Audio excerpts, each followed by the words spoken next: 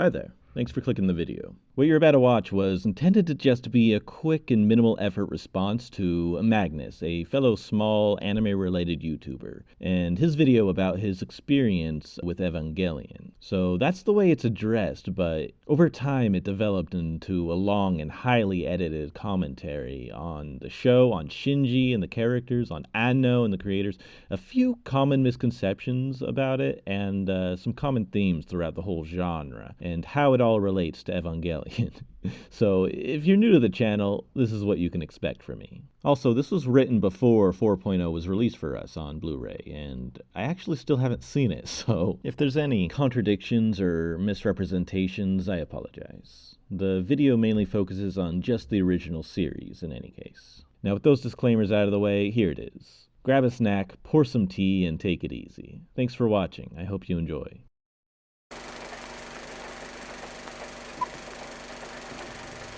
So, I recently saw this video by Magnus, and just wanted to go over a few things that were said.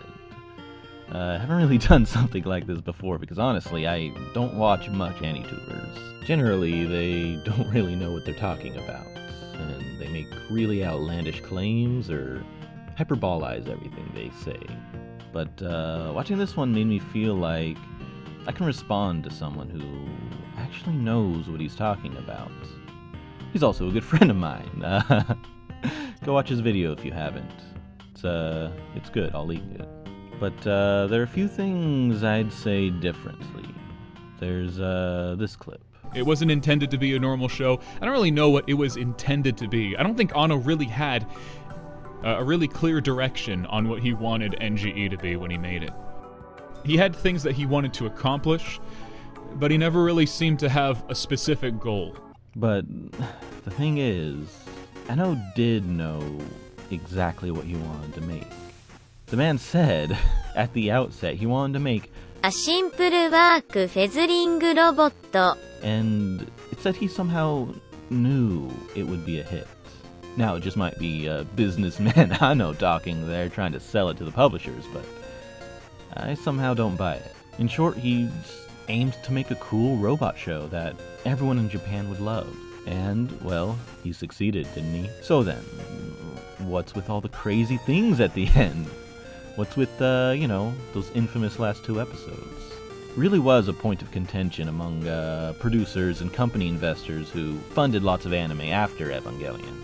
It was common, for example, for them to say, "It's like Evangelion, except for the ending. What do you think? Could Gainax do something like this?" Like it was a punchline. Anno, of course, didn't particularly like this turn of events, and it likely affected his depression. Now see, most people haven't seen much Mecha, so they don't really know how crazy shows get. I've met several people who build up some weird profile of mecha anime in their mind to be a certain way without ever watching more than a single show, usually Gurren Lagann, Evangelion, Macross, Gundam, Galgaigar, Votoms, or whatever it is, which suddenly in their minds becomes the only good anime that's changed everything afterwards. Obviously, they're just new to the hobby, and that's fine. We were all new at some point. I, for one, believe I wasn't really a big fan of the genre until I saw Zambot 3. Which, here, let's go through some old mecha so you understand what I'm talking about.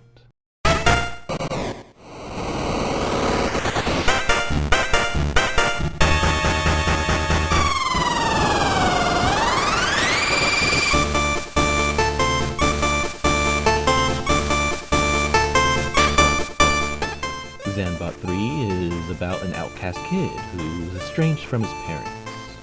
And he acts out of line because he's without discipline. He then meets his father, who tells him he's actually extraterrestrial in origin, which estranges him further from the people around him, causing even more bullying. He pilots his robot and fights to save the people who hate him, so he can get a little recognition. But it only causes more pain until eventually the whole planet is ready to murder this kid. And it grows to the point where, after the final battle, he questions if saving the Earth was really worth all the sacrifices.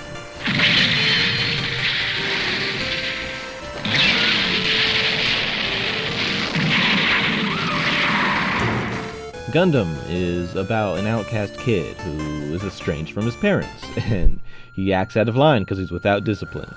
He then pilots his robot to survive in hopes of gaining a little recognition from his parents, who become even more estranged to him because of the war.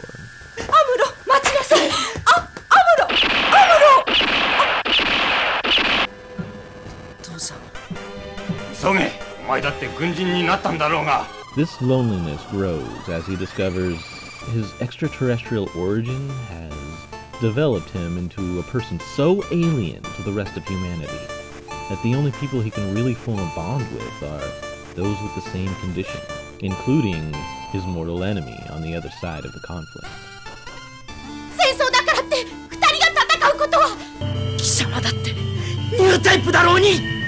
Ideon is about a group of scientists who find an artifact so alien it estranges them from the rest of the universe, including an outcast orphan kid, and you see where this is going.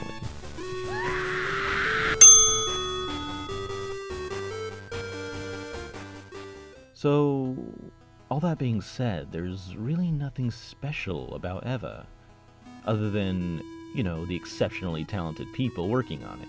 But Anno, see, he's a special case. 鉄人28号 A 言ってからやるタイプなのよ言ってからやるタイプ or, someone who just makes it up as he goes along. He was known to ask for input from many past and present friends while working on Eva. Like I said, he wanted it to be a pretty standard mecha show, but I think the people around him saw something more in what was being made. It was making headlines all around Japan, being called a social phenomenon all this time. And Gainax being Gainax, I'm sure they wanted to make something incredible. They wanted to make something impactful and lasting. And Anno, he had to control this thing. Like Shinji in the Eva, he was piloting something far more powerful than he had anticipated. The only thing he was trying to do differently was trying to make a robot anime not tied to any toy company. He wanted a mecha anime for the sake of it being mecha. The industry at the time was moving away from toys and thus the genre. He saw the genre as dying at the time. This implies he sought to find out, besides the toyetic approach, what made robot anime so interesting, and if he could show why he loved robot anime so much, then of course it would be a hit, right? He made it for otaku, and he made it for non-otaku alike. It wasn't some personal art house piece like Love and Pop was, but it was episode 16 in which one of his friends gave him a psychology book, and that shaped it ever since.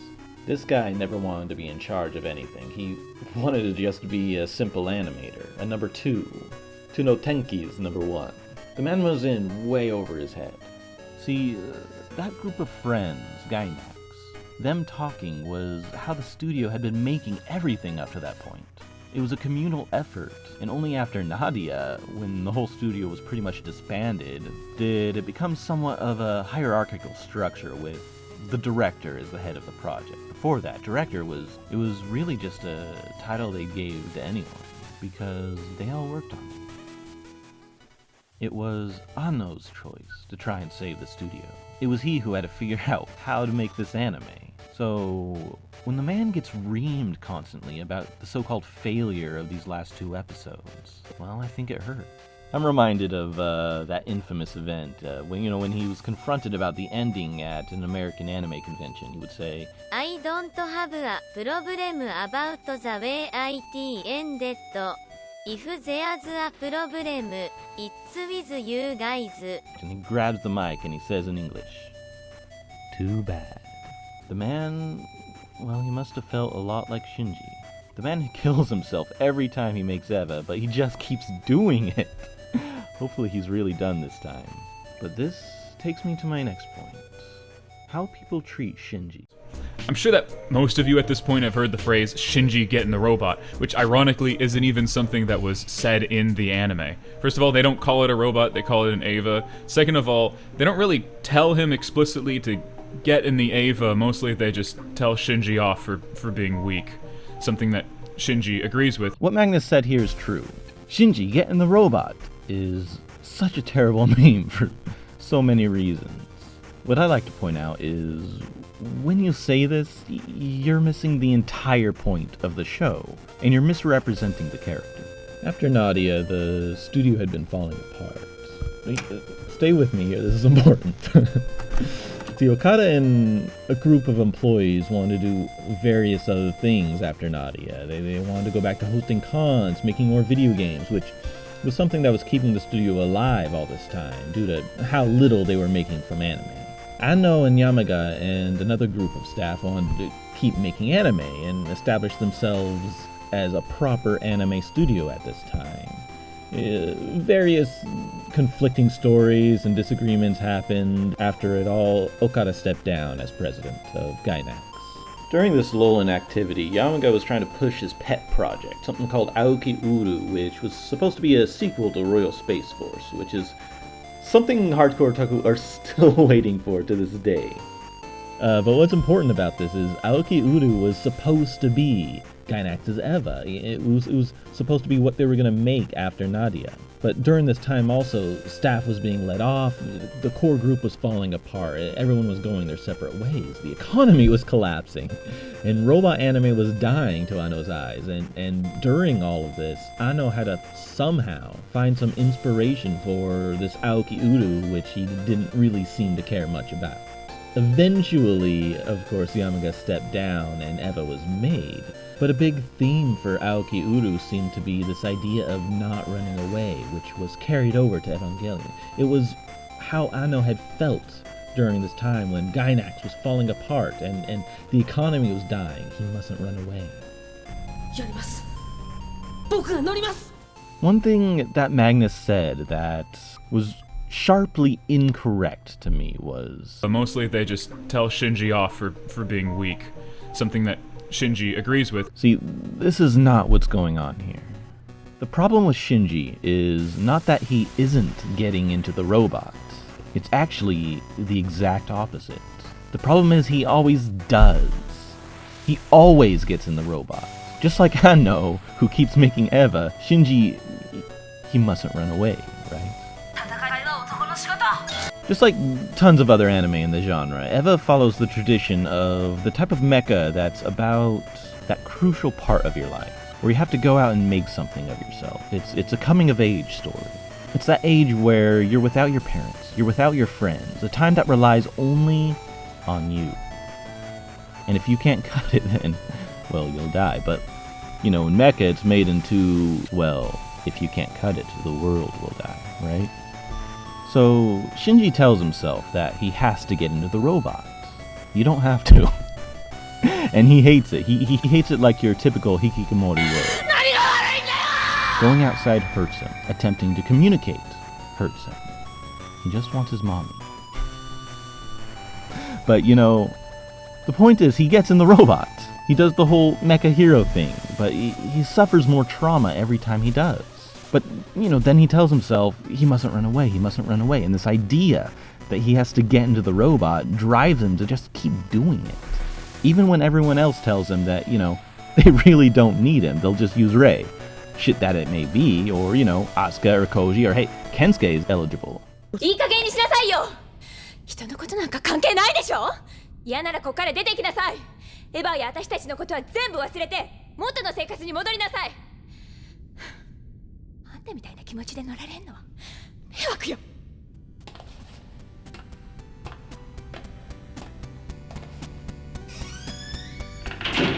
So he's pushed by this inner need to be wanted by his father, by the people around him, and he thinks he has to pilot the Eva to get that recognition.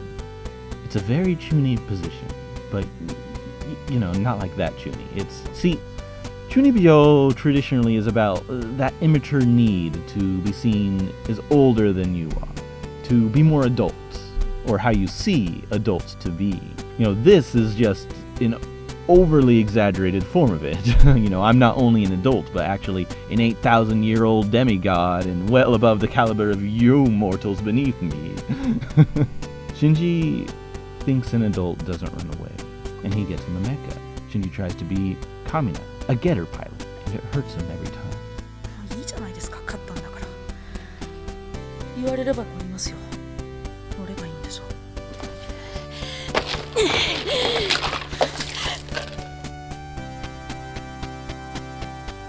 エヴァが怖いの。 Yes, he's scared of the Eva, but see, when people say, just don't be a pussy, Shinji's weak, they're missing the point. It's not only ignorant, it's kind of painful, it's aggravating. That's exactly what he's trying to do. Children, フォースチルドレン the concept of children, フォースチルドレン Seishun, is very important to Eva. That's something Magnus couldn't quite get right in his video. He even forgot to write the, to all the children, omedeto, the final words after, thank you father, goodbye mother, and all that in the credits, which was something I bullied him about later on. It's just like how important children are in most mecha. Especially before this time, the core of Ideon was about protecting that childlike innocence, not becoming a bad adult. See, the only children that are piloting the Eva are the ones consumed by this chunibyo, to try and be more adult. お手本見せてやるよ、アスカ。なんでって。ちょっとあなたたち。言ったでしょ、ミサトさん。You are No.1。いや。They have no respect for their seishun, their youth. They want to be respected as adults already. So they pilot these larger-than-life things, humanity's greatest weapon for recognition.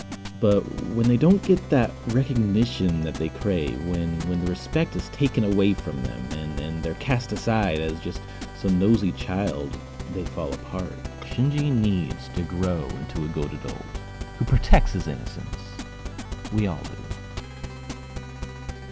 If we become that bad adult, someone endlessly seeking recognition and comfort in others, the moment it's taken away from you, your world falls apart. あの子にとってエヴァに乗ることが苦痛でしかないのなら、もう乗らない方がいいわ。絶対死ぬもの。Anno wanted to make a cool robot show. He wanted to make something like all the shows he loved growing up, something about that purity of childhood. The problem is, you can show these quotes to, one of the hundreds of moderate Evangelion fans, and they will bend over backwards to find some mental gymnastics able to disprove these words, even though Anno's the one who said them. These people will never believe you. They're like some creepy cult. Magnus managed to capture this frustration, and that's the most important part of his video. It's a good video. Whether you can believe anything I said here or not, like Anno, I hope I was just able to communicate well enough. 学校のテストというのは答えが一つしかないんで、それから違う答えを書いちゃったらもうそれが×になったり三角になったりするんだけど、実際の世の中っていうのはもうそんな丸かペケだけじゃないんで、自分自身で考えてそれを言葉なり絵なり表現をする、それが他の人にコミュニケーションとして伝わるわけなんです。それを大事にしてください。That's all for now. Take it easy.